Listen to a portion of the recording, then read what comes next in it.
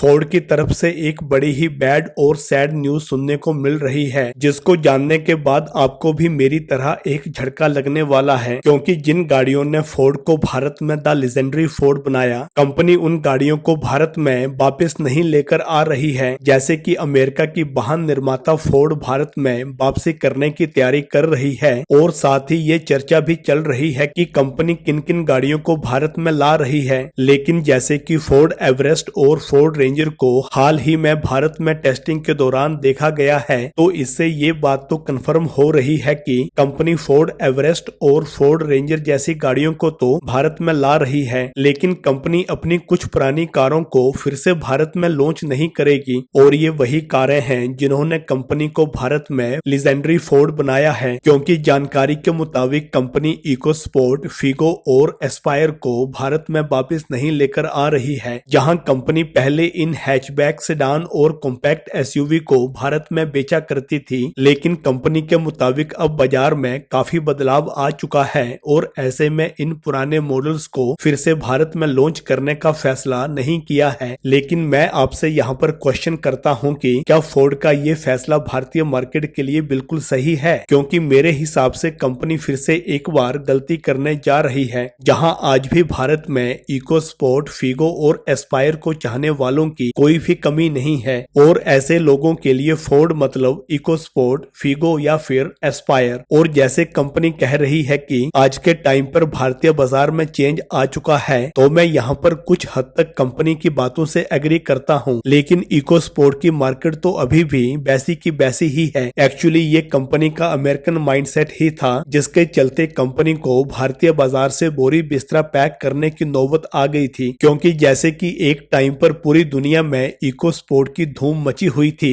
और कंपनी को लग रहा था कि इसके आगे कोई भी कार नहीं टिकेगी, और भारतीय मार्केट के लिए कंपनी की यही सबसे बड़ी भूल भी थी। जहां आज के टाइम पर भारतीय मार्केट में इस सेगमेंट में तकरीबन 10 से 12 अलग अलग कंपनियों की कारें हैं। वहीं खबरों के मुताबिक कंपनी की दूसरी पारी में सिर्फ कुछ खास तरह के ही वाहनों पर कंपनी का फोकस रहेगा, जिसमें कंपनी सिर्फ T6 प्लेटफॉर्म वाले ही वाहनों को बेचेगी। और कंपनी इस T6 प्लेटफॉर्म पर फोर्ड एवरेस्ट और फोर्ड रेंजर जैसी गाड़ियों को बनाती है, और इसलिए ये उम्मीद भी की जा रही है कि कंपनी की ओर से भारत में इन वाहनों के साथ ही एसयूवी और लाइफस्टाइल पिकअप ट्रक सेगमेंट में ही दूसरी आईसीई गाड़ियों को भी लाएगी। लेकिन खबरों की माने तो कंपनी आईसीई वाहनों के लिए T6 प्लेटफॉर्म के अलावा भारत में कुछ इलेक्ट्रिक और हाइब्रिड वाहनों को भी ला सकती है। जैसे कि कंपनी कई देशों में मस्टांग मैक ई और F-150 जैसे वाहनों की बिक्री करती है, और ऐसे में उम्मीद की जा रही है कि इस तरह के कुछ वाहनों को भी कंपनी भारतीय बाजार में लॉन्च कर सकती है। यहाँ पर आपको बता दूं कि